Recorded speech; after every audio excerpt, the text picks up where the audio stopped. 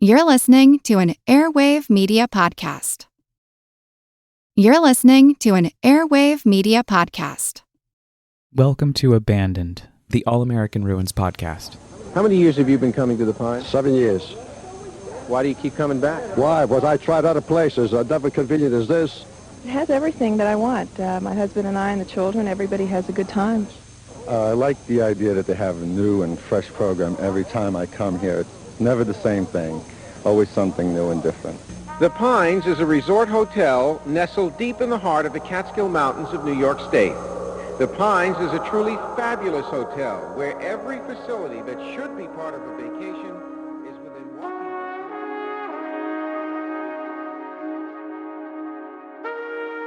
distance. This is an unusual episode in that I produced it in less than 24 hours because just over 48 hours ago, we lost an abandoned space that was monumental to my growth as an explorer and a storyteller. So I guess you could call this a eulogy of sorts. Today is Monday, June 19th, 2023. 48 hours ago, the Pines Resort, one of the many iconic, abandoned, but still intact Borscht Belt hotels, burned to the ground. The night sky of South Fallsburg, New York, was lit up by the flames of a 2-alarm fire that ravaged the property, which closed in 1998 after falling on hard times, economically and infrastructurally, which happened to most of the hotels in the area. Actually, quick history lesson in case you're unfamiliar with the Borscht Belt, also known as the Jewish Alps. It was a chunk of land on the Allegheny Plateau, which most people know as the Catskill Mountains, even though they're not technically mountains, that housed over 100 Jewish-owned and operated and attended resorts and hotels, as well as many other types of summer bungalows and colonies, all of which were built as a safe haven where Jewish people could vacation throughout the year. It's a queer feeling to mourn the loss of a history that has nothing to do with me, but I guess that's a huge part of what this podcast is. Deep feelings about a time or place that isn't yours, isn't mine.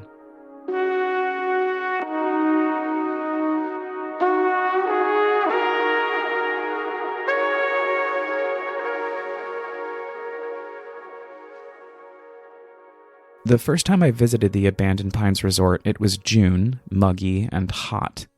I was wearing a thick, dark blue cotton tank top that would have been comfortable on the beach, in the sea breeze, right at dusk, when the air doesn't know what temperature it should be because it, like the rest of us, is mesmerized by the golden hour. But the first time I visited the Pines, it wasn't a sea breeze day, not that June day in 2021, easing into a pandemic summer number 2, vaccinated and hopeful, opting for a quick drive up into the Catskill Mountains where each time I go, which is a lot, I always hope to catch a glimpse of Rip Van Winkle, or at least his poor wife, who nobody ever talks about despite the fact that her storyline is, if you ask me, far more tragic than his. I mean, imagine losing your already deadbeat but delightful husband to the ghosts of the mountains, which aren't even really mountains. Not geologically speaking, anyway, for those rolling crops of rock that barrel westward in New York are really just stand-ins, costumes, imposters, facades pretending to be mountains when they're really nothing more than a part of the Allegheny Plateau, which is basically just a chunk of the earth that is split into both glaciated and unglaciated portions of the Appalachian Mountains, an actual mountain range. But I'm getting distracted.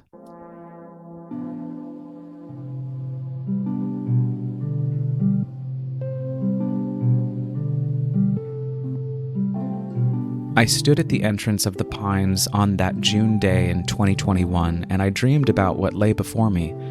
The amazing places my imagination was going to go.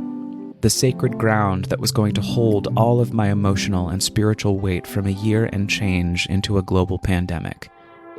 It took me a moment, gazing up at the regal building right in front of the former main entrance, until I finally made my way inside, after standing outside for what felt like hours, as several small groups of Hasidic Jewish people passed to and from next to my car, which was parked in an empty field in front of the hotel. But once I finally got inside, I noticed how regular it all seemed. I mean, don't get me wrong, it was extraordinary in its own right, as these places usually are, but I had expected some kind of extra feeling today. I was still flying high on my recent vaccination for COVID, and what's more, I always feel so much happier in the summer. But the only thing that happened when I walked into the space that day was that I dropped into my body, the way that I always do inside any given abandoned space that I've been summoned to explore. I centered myself and walked amongst the ghosts the way I always do, scoping out the path that I would eventually lead my friend Julie down when we came back the next time together. And within seconds, I found myself completely lost inside a time warp, swept up by the vast story of the Borscht Belt and everything it stands for culturally and socially and personally. Because despite the fact that it wasn't built for my safe havening, it became my sanctuary, one of many, many cathedrals of safety and serenity during a particularly dark time in my life, and certainly in the wake of the modern world. The Doctor of Fun plans a full day of activities, 7 days a week. Classes are going. I'm going to tell you something, Bob. Do you know who my best source of information is? The guests. You see, we listen to them here at the Pines Hotel. Every day they get a dance class. Every day. They get a gymnastics and yoga class every single day. We have ample exercise for them. And, of course, we have Lawrence. It was all there. The beds, and the lamps, and the dishes, and the pamphlets in the storage closet where I found job applications, and employee safety manuals, and hangars, and the remnants of what life used to be like. Little inanimate phantoms that stayed behind while humanity drifted on. I remember the concrete bridge over the pool outside next to the remains of the theater, connecting one side of the pool deck to the other, where, for a moment, I watched the apparitions of ghosts long gone float around and laugh and feel seen and understood and in community. And I think, aside from all of that, to know that this space, a space that has meant so much to so many people for so many reasons spanning so many decades, has now just simply evaporated, claimed by the already raging Northern Hemisphere fires of the 2023 summer, well, it's sad. There's no other way to put it. It is a loss, a monumental loss. I would have liked to have said goodbye. And I know many people out there would too. But that's impossible now. The insurance money will be collected, and the scraps, such as they are, will probably be leveled. And the disputes over property ownership will likely continue as they have since the Pines shuttered its windows and locked its doors for good a quarter of a century ago. But something that the fire can never ever steal are the memories that will remain. As long as the stories that were created and lived inside this magnificent gem continue to be shared. All of them, mine included, testaments to the lives before us, to the successes and the failures behind us, to the love that was shared in this place of triumph and community. Farewell, O Sweet Pines Resort in South Fallsburg, New York. You were truly the perfect all-American ruin.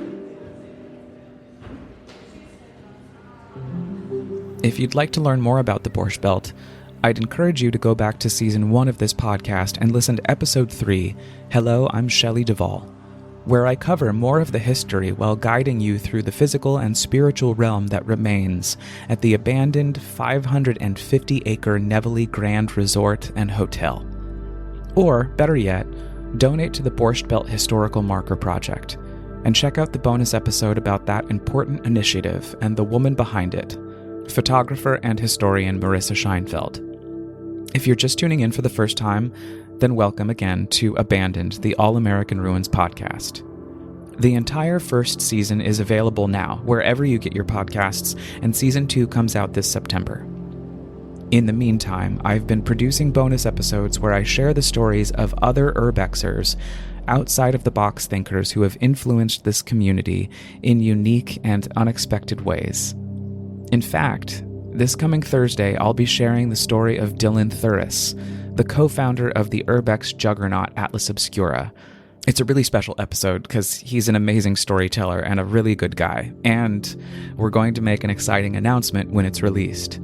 So subscribe now, or learn more about the entire All-American Ruins multiverse at allamericanruins.com, or follow me on Instagram at allamericanruins.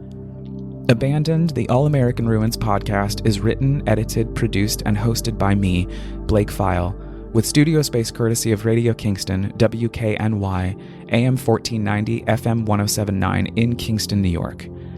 Special thanks, as always, to Ida Hakala, Jimmy Buff, and Manuel Bloss for the resources and encouragement, Carrie Donahue, the faculty and cohort of the 2022 SUNY Stony Brook Audio Podcast Fellowship, for the guidance and mentorship, and the Good Work Institute in Kingston, New York, for sponsoring All-American Ruins.